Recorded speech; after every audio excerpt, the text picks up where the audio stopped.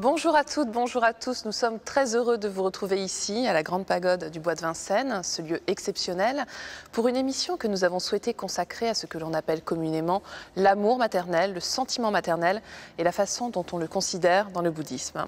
Alors j'accueille pour en parler notre invité Jean-Paul Ribes. Jean-Paul Ribes, bonjour. Bonjour. Alors vous êtes journaliste et écrivain. Vous pratiquez le bouddhisme dans la tradition tibétaine depuis une trentaine d'années, je crois. Et vous êtes un disciple de Kalu Rinpoché et du Dalai Lama. Merci d'être avec nous aujourd'hui. Alors, première question, Jean-Paul Ribes, est-ce qu'il vous semble juste d'évoquer le mot de sentiment maternel, cette expression pour le bouddhisme?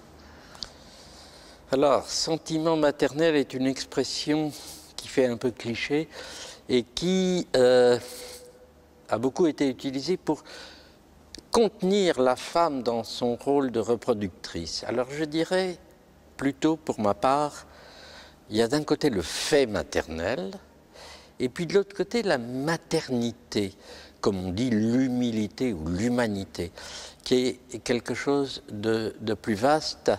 En effet, dans cette maternité, moi je verrais un potentiel et aussi une attitude, une disposition que nous pouvons tous les uns et les autres partager ou acquérir.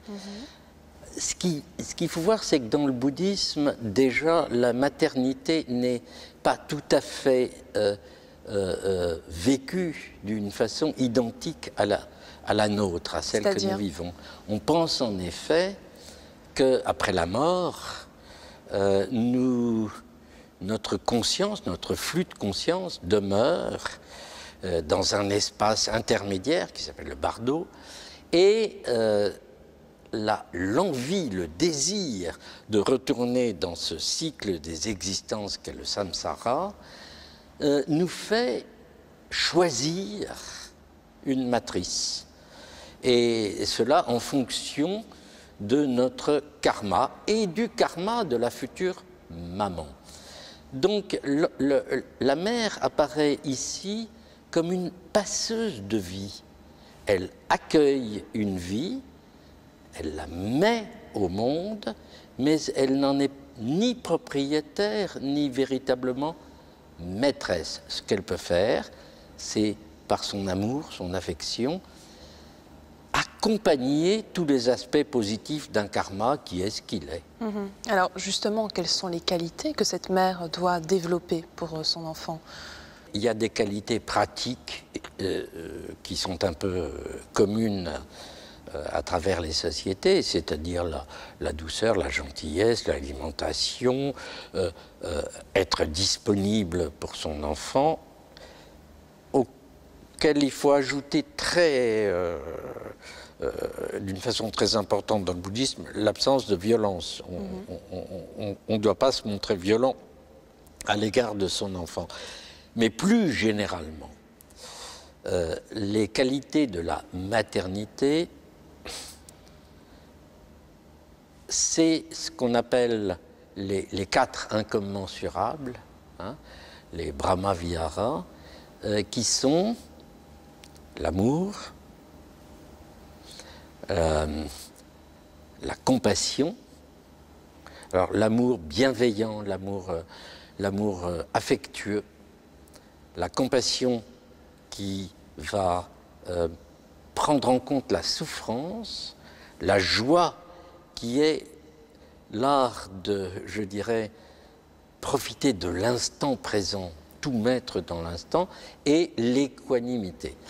Dakpo Rinpoché dit que l'équanimité est le socle de la pratique des autres, parce qu'on doit pratiquer les 4 qualités en même temps, avec ce résultat que l'amour maternel ainsi créé n'est pas un amour d'appropriation, mais un amour de disposition à l'égard de l'enfant. Jamais un amour égoïste d'appropriation. Et que nous dit Sa Sainteté le Dalai Lama sur ce sujet, Jean-Paul Ribes? Il dit exactement ça. Je vais vous lire un petit texte de lui qui reprend sans les citer, mais exactement les 4 incommensurables. Il dit « L'amour maternel qui relie la mère à son enfant ne résulte pas d'un attachement passionnel. La mère n'attend rien de son bébé. Elle se sent responsable de lui et souhaite lui procurer de la joie et du bien-être en toutes circonstances. Cet amour-là, s'il n'est pas perverti, est très proche de la compassion véritable au sein de laquelle il n'existe aucun attachement. » En fait, il cite les 4. Alors c'est vrai que ça fait penser à l'amour plus universel, mais l'image maternelle reste néanmoins très présente dans le bouddhisme. L'image maternelle, elle est constante, elle est récurrente dans le bouddhisme, et en particulier, on la voit apparaître d'une façon assez bouleversante dans un texte très beau qui s'appelle le Metta Sutta, qui est un texte de la tradition pali, de la tradition ancienne, qui est récité régulièrement dans les monastères en Birmanie. Et je vais encore lire un petit texte, mais qui dit ceci: « Ainsi qu'une mère au péril de sa vie surveille et protège son unique enfant, ainsi, avec un esprit sans entrave, doit-on chérir toute chose vivante, aimer le monde en son entier, au-dessus, au-dessous et tout autour, sans limitation, avec une bonté bienveillante infinie. » Mais alors, ce que l'on dit, pour revenir donc à la tradition du bouddhisme tibétain, c'est que tous les êtres ont été nos mères dans des vies antérieures, et que nous serons à leur tour leurs mères dans les futures vies. Est-ce que vous pouvez nous dire un petit peu ce qu'il en est de ce... Ce qui est certain, c'est que cette proposition fait que tout autour de nous, les êtres, quels qu'ils soient, peuvent nous apparaître comme ayant été nos mères. Donc, avec un potentiel d'amour affectueux de leur part. Et puis nous voyons dans tous les êtres nos potentiels enfants. Ce qui change donc considérablement notre vision du monde. Ça donne de l'espace. C'est très intéressant cette idée au-dessus, au-dessous et dans toutes les dimensions. Ça veut dire que notre amour maternel, il s'adresse aux êtres qui vivent sur Terre et dans la Terre, aux êtres qui vivent dans l'eau, aux êtres qui vivent aux oiseaux, qui vivent dans l'air, et je dirais presque aux éléments eux-mêmes. Donc, il y a une dimension spatiale, on dirait aujourd'hui presque écologique, en tout cas de cette biodiversité. Face à la multitude et la multiplicité de la vie, montrons-nous maternelle. Alors cela concerne tout le monde, parce que ce qui apparaît dans ce que vous nous avez cité du Metta Sutta, c'est que les moines pouvaient exprimer cet amour maternel. Donc en fait, on n'a pas besoin d'être une femme ni d'avoir d'enfants pour l'éprouver. Absolument pas, absolument pas.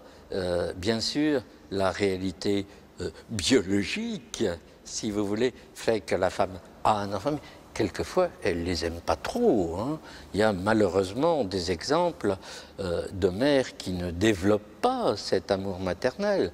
Le cas des moines, qui par définition sont des hommes et n'ont pas d'enfants. Le cas des nonnes également, qui n'ont pas d'enfants et qui pourtant développent en eux cette qualité maternelle. On pourrait parler des adoptants.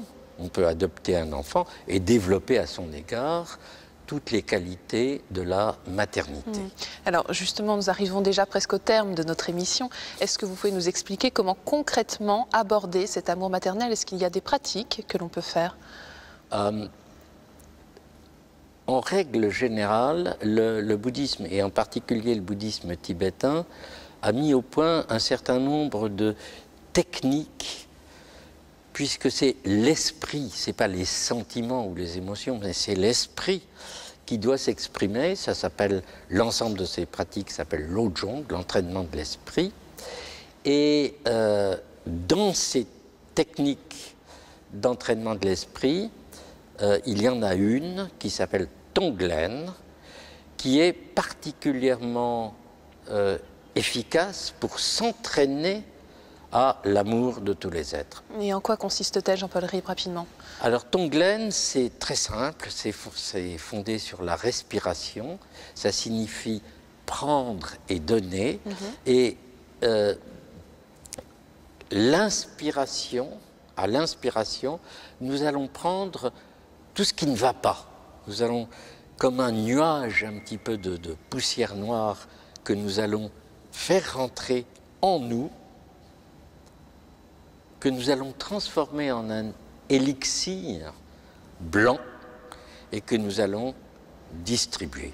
C'est-à-dire, nous prenons toute la souffrance, l'hostilité, etc., et nous distribuons des choses positives. On va le faire. Le deuxième Dalai Lama, Genjun Gyatso, dit qu'il est bon d'imaginer sa mère quand on commence cette pratique, ou la personne qui vous a donné de l'affection quand vous étiez petit. Et on va le faire avec des gens qui sont proches, à qui on a envie de rendre ce service. Et puis ensuite, on va s'entraîner à le faire dans la rue, à la terrasse d'un café, avec les gens qui passent, comme une sorte de bénédiction qu'on enverrait. Et à la fin, on va le faire avec les gens qui ne vous aiment pas et que vous n'aimez pas, pour malgré tout apporter cet amour. Mais alors Jean-Paul Ribes, rapidement pour conclure, est-ce que cela n'est pas uniquement qu'un exercice spirituel? Est-ce qu'il n'y a pas une façon plus concrète de procéder?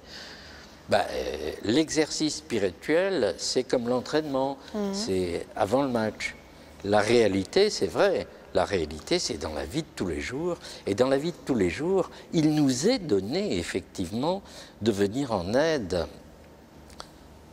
d'abord à nos propres enfants. La maternité, c'est ça. Mais ça peut être ensuite à des enfants qui souffrent, à des personnes âgées, hospitalisés. Moi, je pense à ces gens, les accompagnants, les aidants, qui dans les EHPAD tous les jours font la toilette, changent les couches des gens, comme une mère le fait avec son bébé. Eh bien, il faut le faire en direction de tous les êtres. Et tous les jours, on a l'occasion de se rendre utile ici et là. Et tous les jours, je crois que c'est Thich Nhat Hanh qui, dans un autre contexte, dit « Nous devons être comme une mère qui donnerait un bain à un bébé Bouddha. » Ben voilà comment nous pouvons rendre service dans la vie de tous les jours aux êtres. Très bien, bien, nous allons nous quitter sur cette très belle image. Merci beaucoup Jean-Paul Ribes d'avoir été avec nous aujourd'hui. Merci à vous. Et si vous souhaitez aller plus loin, voici quelques ouvrages que nous vous conseillons. La sagesse du cœur, le Dalai Lama par lui-même, préfacé par Mathieu Ricard aux éditions du Seuil. Ces textes choisis et présentés par Caris Busquet relatent les grandes étapes de la vie et de l'enseignement du Dalai Lama. L'art du bonheur dans un monde incertain, publié chez Robert Laffont, de Sa Sainteté le Dalai Lama et Howard Cutler. Sa Sainteté poursuit ici sa réflexion sur le bonheur en s'interrogeant sur la relation que chacun mène avec les autres, en abordant sans concession la question des préjugés, de la violence, de la haine ou encore de la peur. Et enfin, Au cœur de la compassion, de Dilgo Khyentse Rinpoché, chez Padmakara. Il s'agit du commentaire des 37 stances sur la pratique des bodhisattvas de l'ermite tibétain Togme Zangpo. Vous pouvez revoir cette émission pendant toute une semaine sur le site de France 2 en consultant plus.fr, rubrique France 2. Je vous souhaite une très belle fin de journée. À dimanche prochain.